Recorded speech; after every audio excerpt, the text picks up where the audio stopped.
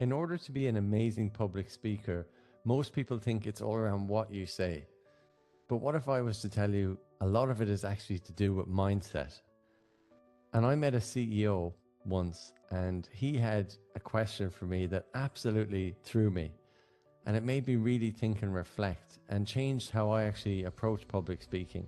And I'm going to share that shortly. But if you're new to this channel, my name is Gary, and I help ambitious professionals regain clarity, confidence, and direction in their life. Now, I've talked on this channel before, maybe more on the tactics and the strategy when it comes to public speaking, joining Toastmasters as an example, really sort of practicing until you make progress, putting your hand up to be in uncomfortable situations, and putting your hand up in work as well when it comes to actually doing public speaking. But this was really all around mindset. And I got to meet someone super senior in my organization who actually went on then to be a CEO in another company. And I asked him for public speaking advice off the back of winning a public speaking competition. And he said, you've got to really ask yourself before you go on stage, what are the 3 key qualities that I want to convey when I'm on stage? And I sort of looked at him and I didn't quite get where he was going, but he said, when I'm on stage, I try and convey humility, passion, and energy.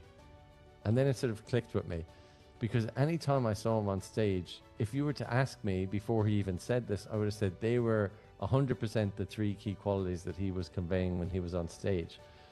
But he said to me, Gary, he said, they're my 3. Like, what are your 3 qualities? And to be honest, I definitely would put humbleness in there. I would put sort of passion, and I would put maybe something else. It could be an energy as well. So mine were actually quite similar to his. And he also said to me, begin with the end in mind. So what is the one key thing that you want your audience to take away after you present?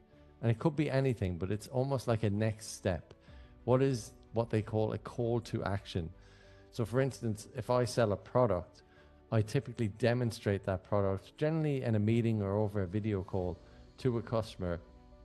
And I want to wow the customer so much that they're almost interrupting my presentation and going, how can I trial that product? I want to test this thing out. So this is sort of the call to action. That's what I want my audience to take away. Or I want them to think about, how can I use this? I want them sort of to be thinking about that all the time. So if you're presenting, whether at work or personal, what do you want the audience to do? And often writing this down before you present is a key thing. So once again, what are the 3 key qualities that you want to convey? And what is the action that you want the customer or the audience to take from this? Now, another mindset shift for me, which was really important as well, was a lot of people think, I'm not really passionate about what I do. I think you should flip that question and ask yourself, how can I be passionate about what I do? And an amazing resource that we have and the team that I work on is actually an engineer, and he does a magic show before he presents, which is amazing, right? He has his own collection outside of work of magic tricks and actually brings them into work. So brings his passion into his presentations, and often the first 5 minutes he will actually do this. And it's amazing because it just lifts the spirits of the audience and just makes the presentation fun. So he actually asked that question, like, how can I make this more passionate in terms of what I do for my work? And bring in your personal, I guess, hobbies or personal sort of interest into your work or your presentations makes you more relatable to your audience as well.